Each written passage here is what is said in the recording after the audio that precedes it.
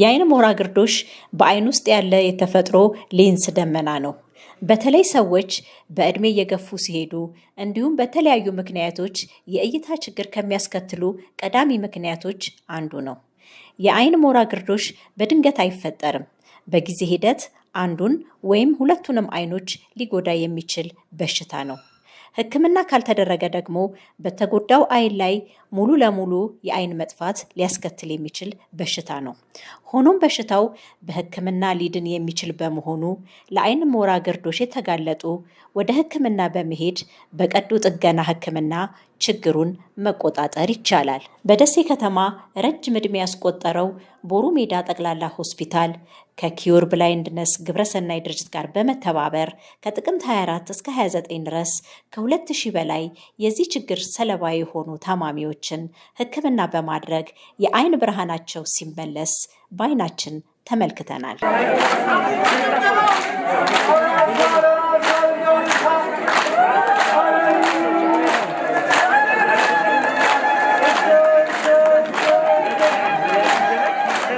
ከዋግምራ ብሔረሰብ ዞን ዝቋላ ወረዳ የመጡት ወይዘሮ ዘነቡ ፈንታይና ሌሎች ታካሚዎች በዚህ የአይን ሞራ ግርዶሽ ህመም ምክንያት አይናቸውን ጋርዷቸው እቤት ከመዋላቸው ባሻገር የደረሰባቸውን ጫና እንዲህ ይገልጻሉ።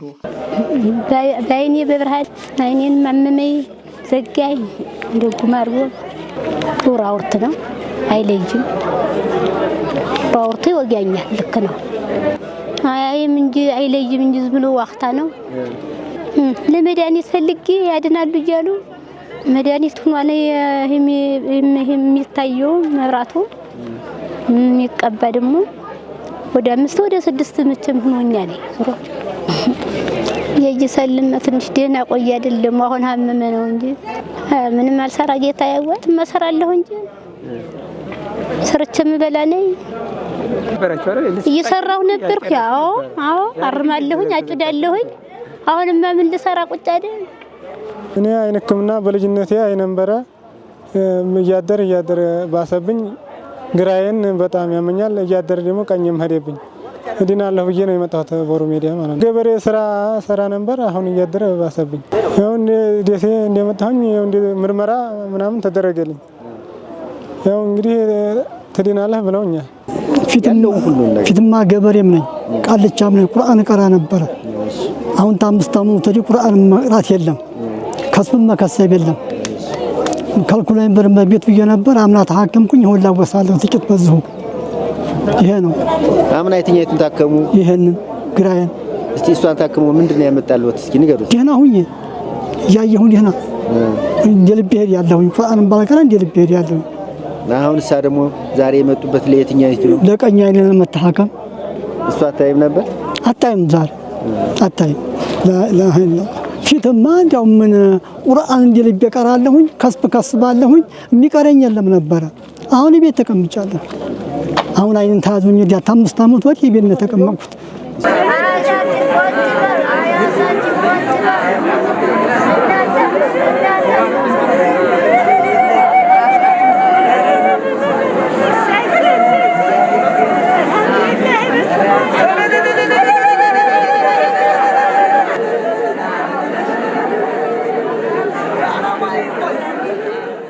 ታካሚዎቹን ከቀዶ ሕክምና በኋላ አግኝተናቸው በሰጡን ምስክርነት አሁን አይናቸው እያየ መሆኑን ጠቅሰው የተሰማቸውን ደስታ እንደሚከተለው ይገልጻሉ።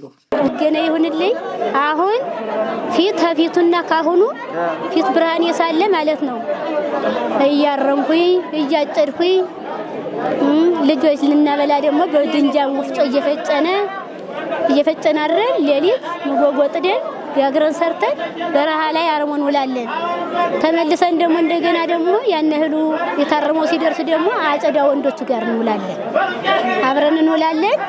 ያን እንደሱ እያረግን የምንውለው አሁን ከዚያ ሁሉ ዓለም ቀርቶ እንደገና ቀን ጨለማ ገብቼ ማረሙም ቀርቶ ማጨዱም ቀርቶ ሰርቼ የምበላው አሁን እንደገና እንኳንስ እኔ ልሰራ የሚሰሩትን ሁላ ይሄድ ይተዋል ከቀንጨለማ ወጣው ተባረኩ ባንዲራው ይለምልምልኝ መንግስት ቀንጨለማ ወጣው ያባታለም ወይ ሰፋ ያርግልኝ ሄይ ደስታ ያደረሰና ጨለማው ያወጣን ባንዲራው ይስፋፋልን እንላለን አባታለም ባንዲራው ይለምልምልና በጣም ደስ የሚል ነው ስራው በጣም አስደሳች ስለሆነ በጣም ደስ የሚል ነው አዎ ያየልኝ ነው ስመጣ ባሳር በመከራ በጎታች ነበር የመጣሁት አሁን ይሄ ወለል ብሎልኝ አይኔ እስታንት እንዲያው ጎራው ታልከለከለና ሰማው ታልከለከለኝ የትም አያስጀመርኩ ተመልከቱን ታሪክ አለ እዚህ ቦሩ ላይ ታሪክ አለ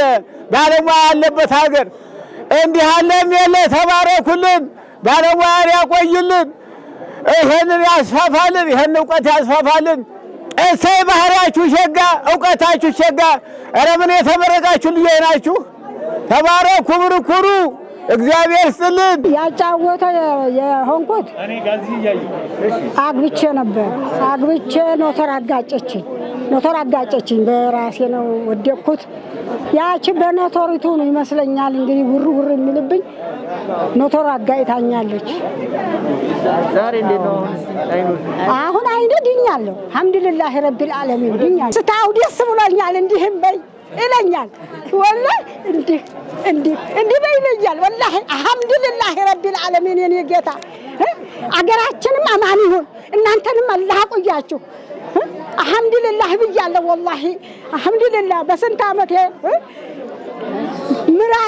ምራት እንዲያዲ አንድ ሴት ልጅ ናት እሷ ናት እዛኝ መጣ አራት ወንድ ያለኝ ነበር እምቢ አሉኝ አልহামዱሊላህ ልጄም ደህና ቶሎ እናንተም ኑሩልኝ አልহামዱሊላህ ብያለሁ በቦሩ ሜዳ ጠቅላላ ሆስፒታል የአይን ህክምና ባለሙያና አስተባባሪ የሆኑት አቶ እንዳልካቸው ያረጋል ከእድሜ መጨመር በተጨማሪ በተለያዩ ምክንያቶች የሚከሰተው የአይን ሞራ ግርዶሽ በሽታ በአሁኑ ወቅት በቦሩ ሜዳ ሆስፒታል በቀን ከ350 በላይ ህክምና እየተሰጣቸው መሆኑን ይገልጻሉ እሺ ጥሩ ያው እንግዲህ የነበሩበት ሁኔታ ያው ይታወቃል ካታራክት ማለት ያው በሀገራችንም በዓለም አቀፍ ደረጃም አይነ ስውርነትን ከሚያመጡ በሽታዎች የመጀመሪያ ደረጃውን የያዘ ነው ያው አመጣጡም ያው አብዛኛው በእድሜ ምክንያት ይምጣ እንጂ ግን ከእድሜ ተጨማሪ በእድገት ባፈጣጠር ሊመጣ ይችላል በእድገትም ሊመጣ ይችላል ከዛ ተጨማሪ በሌሎች ችግሮችም ሌሎች የአይነ ችግሮችም ሆነ ሜዲካል ችግሮች ስኳር ታካሚ የሆኑ ሰዎች እንደዚህ አይነት ሞራል ሊከሰትባቸው ይችላል ከዚህ በተጨማሪ ደግሞ በምት የሚመጣ ትራውማቲክ ካታራክት የምንለው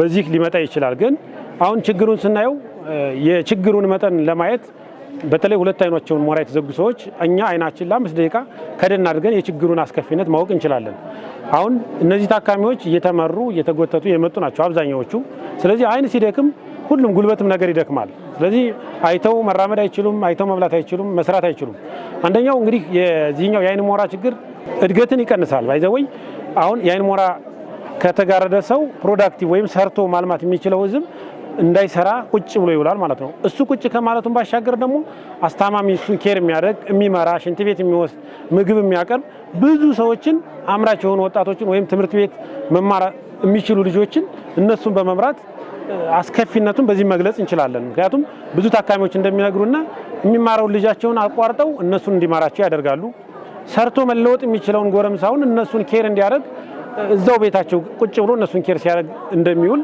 ከነሱ ተረድተናል የበሽታው አስከፊነት እስከዚህ ድረስ ነው አብዛኞቹ ታካሚዎች ሲገልጹት እንግዲህ አሁን ጧትም ሲገልጹ እንደማ ከድመት ጋር እየበላን ነው ያሉት ምክንያቱም አይናቸው ስለታወረ ምግብ አቅርበውላቸው ዘወር ሲሉ ድመት አብሯቸው ሊበላ ይችላል ሌላ ባዕድ ነገሮችንም ሊመገቡ ይችላሉ እንግዲህ ከስራ ባሻገር የራሳቸውን ምግብ እንኳን አይተው መመገብ በጣም ትልቅ ነገር ነው እንግዲህ ከእቅድ ደረጃ ስናቅድ ያውኛ በጀት የተመደበልና የ1500 ቢሆን በ2000 ያቀድ ነው ድርጅቱ ደግሞ እኛ እስከምንሄድበት ድረስ ታካሚው እስከመጣ ድረስ በጀት እንደሚጨምርና ፍሌክሲብል እንደሚሆን ገልጾልናል እኛ እንግዲህ 2000 እንሰራለን ብለን አቅደን ተነስተናል እያንዳንዱ ወረዳዎች በስክሪኒንግ ጊዜ የመደብናቸው ቁጥሮች አሉ 400 ለአንድ ቀን የቀጠርነው አለ 350 የቀጠርነው አለ 340 እንደዚህ ያረግን በተዋረዱ የቀጠርናቸው አሉ እስካሁን ድረስ በቀጠርነው በትክክል በፕሮግራሙ እየገባል ነው ታካሚ ያለው የመጀመሪያ ቀን ሲሆን ብዙ ነገሮችን አስተካክሎ የሚጀመርበት ቀን ስለሆነ 350 ያቀርነው 353 ሰርተናል እኛ በእቅዳችን መሰረት እየተጓዝ ነው ብለን ነው የምናስበው አዎ እንግዲህ አሁን ይሄኛው የባለሙያ አንፃር ሲታይ ቦሩ ሜዳ ሆስፒታል የሚሰጠው የአይን ህክምና ሰርቪስ ካለው ባለሙያ ጋር የሚመጣጠን አይደለም በፍጹም የሚገናኝ አይደለም 24 ሰዓት እየሰራ ነው ይሄን ስራ ውጤታማ እንዲሆን ያደረገው። ለምሳሌ አሁን 2017 አፈጻጸማችን ብናየው 41 ታካሚ ነው አገልግሎት 41900 ታካሚ ነው አገልግሎት ሰርቭ ያደረግነው በአንድ አመት ማለት ነው። ስለዚህ ደግሞ ያለን የአይን ፊዚሻን እና የአይን ስፔሻሊስት ደግሞ ውስን ናቸው 7 ነን። እንግዲህ በአይን ህክምና ደረጃም በስፔሻሊቲ ደረጃ አንድ ስፔሻሊቲ ነው ያለን። በሌላ በመካከለኛ የአይን ህክምና 6 ባለሙያ ነው ይዘን ይሄን ሁሉ አፈጻጸም ያመጣ ነው። አሁን ወደፊት እንደ ክልልም እንደ ጤና ሚኒስቴርም ጥያቄያችንም ያቀረብን ነው። መደበኛ የአይን ህክምናው በጣም ተጠናክሮ እንዲቀጥል ከዘመቻ ባሻገርም ዘመቻም ስንሰራ ከሌላ ቦታ ኢንቫይት እያደረግን ነው። ሌላ ቦታ ባለሙያ ኢንቫይት ስናደርግ የሚታወቀው አለ የፍላይት አለ የአልጋ ምናምን አለ። ስለዚህ ራሱን አስቻለ ካምፔንም ለማስሄድ መደበኛ ስራውንም በጥራት ባለው ሁኔታ ለማካሄድ የባለሙያ ምደባ እንደ ጤና ቢሮም ቢጨመርልን ጥሩ ነው። ከዚህም በላይ መስራት ይቻላል። እውነት ለመነጋገር የባለሙያውና የኢንፍራስትራክቸር የግንባታ ሁኔታ ትንሽ ውስንነት ኖሮ ነው ይሄ ሁሉ ታካሚ የሚስተናገደው። ሰፋ ያለ ግንባታ ቢኖር ብዙ ባለሙያ ቢኖር ከዚህ የተሻለ አገልግሎት እንሰጣለን ብዬ አስባለሁ። አመሰግናለሁ። በዚህ ዘመቻ የተሳተፉ የጤና ባለሙያዎች በስፔሻሊስት ሐኪም ደረጃ 9 የስፔሻሊስት ሐኪም እና 15 የአይን መካከለኛ የአይን ሐኪሞች 15 ሌላው ሰፖርቲቭ ስታፍ የምንላቸው ሐኪሙን የሚያግዙ ነርሶች የሰለጠኑ ነርሶች ጭምር በአጠቃላይ ወደ 100 ሰራተኛዎችን አሳትፈናል። ምክንያቱም ይሄ ታካሚው በአግባቡ በቶሎ አግኝቶ እንዲሄድ የሚደግፉ የሚያግዙ ምግብ የሚያቀርቡ ሁሉ ጨምሮ 100 ሰፖርቲቭ ስታፍም ቴክኒካል ባለሙያም አሳትፈን ነው እየሰራን ያለ ነው። ይሄ ዘመቻ በ24 ጀምረን እስከ 29 ነው እቅዳችን። የታካሚ ፍሰት የሚጨምር ካለ ፍሌክሲብል ነው የኛ እቅድ። እንደ እቅድ ከ29 እስከ 24 እስከ 29 ይሁን እንጂ ታካሚው ከጨመረ ኤክስቴንድ የምናደርግበት አጋጣሚ አለ።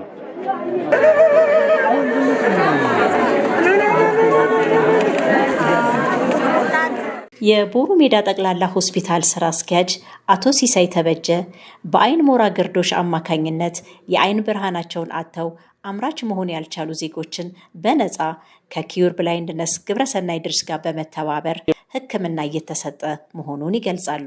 ይህ የኪዩር ብላይንድነስ ፕሮጀክት ጋር በመተባበር የግብረሰናይ ድርጅት ነው። እሱ ነው ሁሉን በጀት ችሎ ይህን የአይን ሞራ ግርዶሽ ሕክምና እንድንሰጥ ከተለያዩ ቦታዎች ስፔሻሊስቶችን ሰብስቦ ይዞ መጥቶ የሕክምና መሳሪያውንም ድጋፍ በማድረግ ይሄ ሕክምና እንዲሰጥ የተደረገው ማለት ነው። ከ2000 በላይ ነው ሕክምና እንሰጣለን ብለን በእቅድ የተያዘው። እስካሁን እንግዲህ ገና ትናንትና የተጀመረው ትናንትና ወደ 353 ሰው ተሰርቷል። እንግዲህ በየቀኑ አሁን ካለው ቁጥር እየጨመረ ነው። በቀን ወደ 400 መሰራት አለበት የሚል ጠዋት ከቲሙ ጋር ተነጋግረን ማለት ነው። እንደዛ ካልሆነ ሊተርፍብን ስለሚችል አሁን ትናንት የሰራነው ተጨምሮ ወደ 400 በቀን መሰራት አለበት። በ400 ከተሰራ የታሰበውን እቅድ እናሳካለን ብለን እናስባለንና አሁን የሰውም ቁጥር እየጨመረ ነው የመጣው። ለማህበረሰቡ እጅግ በጣም ጠቀሜታ አለው። ምክንያቱም አሁን ይህንን ሕክምና ማግኘት አልችል ብሎ ነው እንግዲህ የአይን ብርሃንን መመለስ ድህነትን መቀነስ ነው እና ሰው ያመርታል፣ ብዙ ስራዎችን መስራት ይችላል። ስለዚህ እዚህን የአይን ሞራ ግርዶሽ ሕክምና አግኝቶ ወደ ስራ መመለስ በጣም በህብረተሰቡ ዘንድ በጣም ጠቀሜታ አለው። ከቤተሰብ ጀምሮ ነው የአካባቢውን እንደ ሀገርም በጣም ጠቀሜታ ያለው ስለሆነ የአይን ብርሃንን መመለስ በጣም እጅግ ሰፊ የሆነ ጥቅም ነው። ምክንያቱም የአይነ ስውርነት በመሰረቱ የሞርታሊቲ ሬቱ ራሱ በጣም ፈጣን ነው የሚሆነው። ምክንያቱም ስራ ስለማይሰራ ቤት ቁጭ ስለሚል የሞርታሊቲ ሬቱ በጣም አጭር ጊዜ ነው የሚሆነውና የአይነ ስውርነትን መከላከል በጣም ህብረተሰቡ በጣም ተጠቃሚ ነው። በዚህም ምስጋና እየሰጠን እያመሰገነን በርቱ እየተባለ እንደገና በነፃ ነው ሕክምናው። አሁን በነፃ ስለሆነ በገንዘብ እጥረት ምክንያት የሕክምና እጥረት ምክንያት እንደገና ደግሞ ያው በየቦታው የዚህ የአይን ሕክምና አልተስፋፋም። ወደ ታች እስከ ጤና ጣቢያ ድረስ አልወረደም።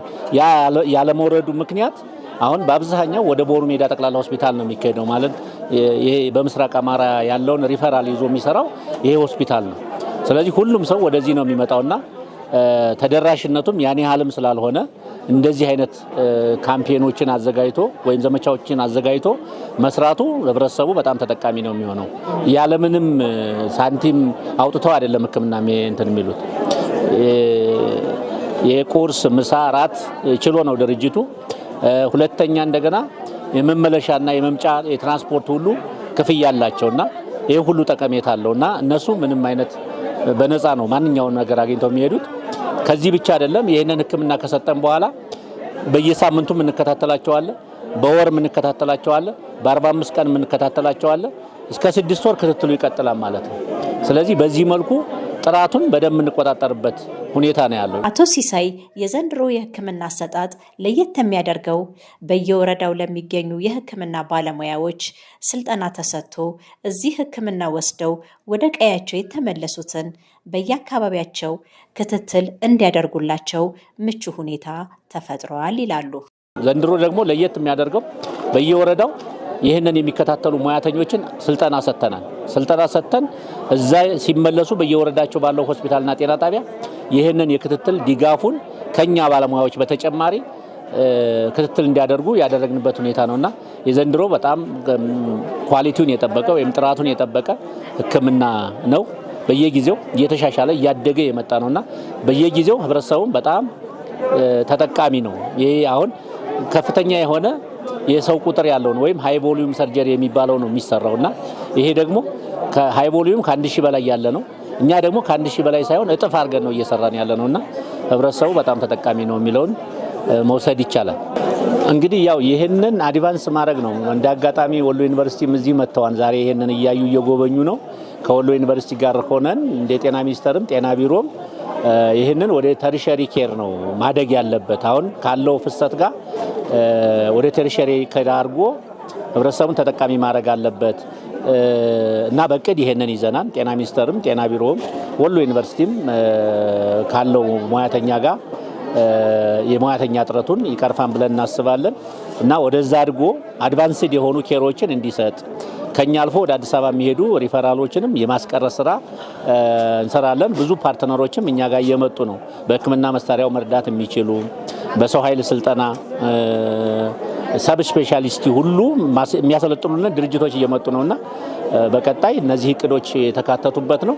ተቋሙም በጣም ያው ባይን የታወቀ ስለሆነ ይህንን ብራንዱን አስጠብቆና አሳድጎ መውሰድ እንደ ተቋም እቅድ ይዘናል። እንደ ቢሮም እንደ ጤና ቢሮም ይሄ እቅድ ነው ያለውና እቅዶቹን እናሳካለን ብለን እያሰብን ነው ያለነው። በመጨረሻም የአይን ሞራ ግርዶሽ የተለመደ ነገር ግን ሊታከምና ሊድን የሚችል የአይን ህመም መሆኑን በመገንዘብ ምልክቶቹን መረዳትና ከአካባቢ ጤና ተቋም የህክምና ምክር መጠየቅ ለአይን አስፈላጊውን እንክብካቤ በማድረግ ችግሩን መቋቋም እንደሚቻል በማስገንዘብ እኛ እዚህ ላይ አበቃን።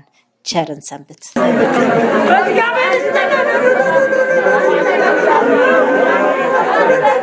Mas